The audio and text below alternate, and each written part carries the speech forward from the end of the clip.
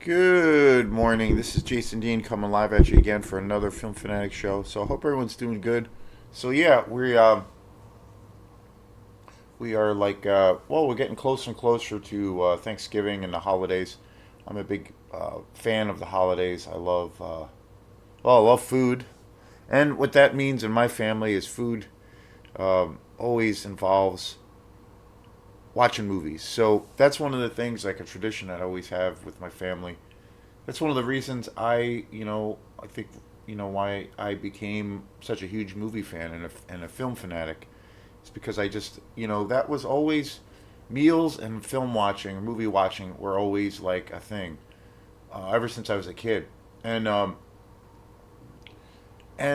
now typically, like when I go over my folks or whatever for even just dinner, we I we always it's a ritual really where we'll either get like takeout or my mom will make some food or something, and and part of my job is I always go and I rent a pile of movies, and I try to always go to obviously go to Opera House Video because there's no place else to really do it anyway, and try to support them. But I always go there and buy or rent new releases. I always try to get new films. So, and again, that's kind of like how this channel is. I go back and forth a lot with trying to bring, some light on a lot of older films that are on the more obscure side of things and what have you. But to me, it's with scenarios like that where I'll go over my folks. I typically will always rent and try to seek out new films that come out because I like to try to stay current, and I try to keep my ear to the ground because I love films, in general. And even though I've gotten a little bit more, I guess, cynical, or I have felt, and I've made videos about where I feel the movie industry has kind of evolved to where it's been kind of disheartening. And I found myself going to the movies less. But at the same time, looking back, like I just did a show on some of, I think, some movies that I saw in 2024 this year that I think, reflecting back, I was like, it kind of snuck up on me. I'm like, wow, like there's been some really good horror films this year. So especially in the horror genre. And the thing that I'm been always blown away by is just the level, or that I am blown away by, is that each film that I saw that really stood out. There's so much variety. There there's something unique about each of those films. They're not all just, say, supernatural based horrors or slasher horror films. They're kind of their own thing. Even with a review I did recently, and I was kind of disappointed with it. I thought it had some really great things, and I have recommended people to see it in the theater. Kind of a mixed bag, but I still think it was a pretty good experience. And the thing that I really have to commend, where I feel like the movie is commendable, is that it is really original in a lot of ways. It's unlike any other film that's really out right now, and that is Heretic with Hugh Grant. Just saw that last week, and I did a show on that. But that's just another. Even though I didn't like that, it's not in my top list. So like, it's not in the top of my list of horror films that I saw this year. It's still, I think, unique enough that I really have to give that movie respect and props for yet again something new and different. It's not like any other films that we've necessarily seen before. So, and again, what I love to do on this channel is to try to bring lots of variety. Most of the movies that I cover, a good percentage of them are movies in the horror and exploitation world, which is my all time favorite genre. But I love all kinds of movies, and I've been on a kick lately of trying to get to some movies that I bought. There's been a few movies over the past 5 or 6 months that I bought like in my travels. Whether I was typically what ends up happening is I'll buy movies. If I go to Goodwill, I'll buy if I come across some DVDs or some Blu-rays of some movies that I liked or that I remember seeing years ago or that I'm curious about and they're really cheap, I'll just buy them. So, but when it comes to like new Blu-rays, I always watch those pretty much right away and then, do videos on them. But sometimes the movies that I buy at Goodwill or what have you will sit a little bit on the back burner. So I've kind of again back, almost kind of back into the same space again where I have more or less a stack of films that I have that I'm trying to get through and trying to watch, and then also do some shows obviously for the channel around them. And certain movies, I've been wanting to. There are those situations too where you watch a film and you're like, I don't know if you really, you might not feel really invested in it, but then and you think you felt like you know, you feel in the moment that you're not really, basically into it. And then you might have this like desire or craving a few weeks later where you're like, you know what, I kind of want to see that again. I want to give that a chance. And there's certain movies that there's something about it, and you can't necessarily always pinpoint what that is, and you'll want to revisit that. So I've been doing that too. I've been revisiting, a few things that I was always on the fence about, and I want to kind of give them a chance again. So, and and then also I have been watching last night I watched a movie that is actually one of my all time favorite films from uh, Clint Eastwood. It was directed by Clint Eastwood and also stars Clint Eastwood. I am a huge Clint Eastwood fan. I think his track record for his films and for his career as an actor and as a director pretty extraordinary, and especially in the earlier of his career, right up into the 90s or 2000 period. Now I feel like maybe not so much. There's a few films I think he's done that have been pretty good, but he's almost 100 years old, and he's still acting and still mainly directing only now, but he's still doing films. And I got about 6 or 7 months ago, or less than that, I bought a DVD collection of a few of his films. Play Misty for Me, which is such an amazing classic. I really want to watch that movie again. And also, I believe that was his first film that he ever directed, and I just love that movie. Another film that he did where he was the star in the Beguiled, which is another just incredible movie. Just an amazing career, and of course all the great westerns. Just incredible. The Italian films, but as a director, I think he is. He's made some remarkable films. Films that I can think of off the top of my head, movies like Mystic River, I think is an extraordinary movie. The Unforgiven, which is one of the greatest, if not the greatest Western ever made, I think, and just so many great films. But this is kind of a show on a movie that I know I've talked about this movie before. I know I did a show on this movie last year.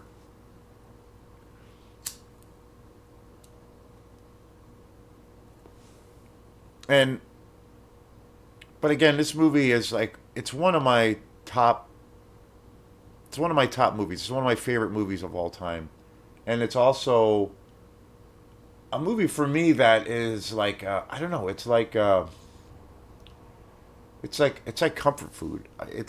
I just find this movie soothing, and it might sound strange to say that, but this is like a comfort film for me, and I just think it's one of the best kind of thrillers that is out there, and also I think one of the best films from Clint Eastwood as a director and as an actor, especially as a director, and I think it's pretty underrated. I don't think I never really hear much about this movie, and I just love this movie, and that is Absolute Power with Clint Eastwood. It's such a great thriller. I mean, it's so well directed, and it's interesting too because it's not like an action, you know, it's not an action film. It's not, there isn't like your typical, American action. There isn't like a typical American action, aesthetic to this film. It's kind of a slow film, but I think it's a great mystery. It's very suspenseful. There's certain the action sequences that are in this film is just fantastic, and I think the opening sequence again it's crazy. This Absolute Power came out in 1997, and I think this film is one of the best, you know even though it's been out for many years. I think it's definitely one of the best like American thrillers that's come out in general. Such a great story. It is. I think this film has one of the greatest, most engaging opening sequences in film history. I'm a huge Hitchcock fan, Alfred Hitchcock fan, and I think that this has that Hitchcockian flavor to it. It's a pretty dark film. It's a little bit of a slow burn. It's definitely a thriller. It is a murder mystery film. It's a drama. It's definitely a melodrama. It's kind of about. Um, it's also about the relationship between a father and his daughter, and it's a relationship that is strained, that has a lot of tension around it, and so it's got some layers to it. But I think first and foremost, it is without a doubt. I just think it's such a nail biting thriller, and of course, it stars Clint Eastwood. The cast is amazing. Gene Hackman, one of his later roles before he retired as an actor, he is just fantastic in it. Of course, Ed Harris, Allison Eastwood, who is Clint Eastwood's daughter. This was, I believe, the first movie she was in. Um, Laura Linney, another just amazing actor. Dennis Haysbert, E.G. Marshall, and of course Scott Glenn. This film is an example. Like a lot of the times that doesn't happen. Where you it's I kind of call it like the super group um, scenario of where on paper you feel like if you get all of the best actors and if you get all of the best musicians and you put them into this ensemble, you automatically think, oh, this can't go wrong. This is going to be dynamite. And often I think what happens in that scenario, what I see when you have like such big names put together in the room, and to a degree, like maybe that album, that band, or that movie, or what have you, is becomes kind of sold on this idea that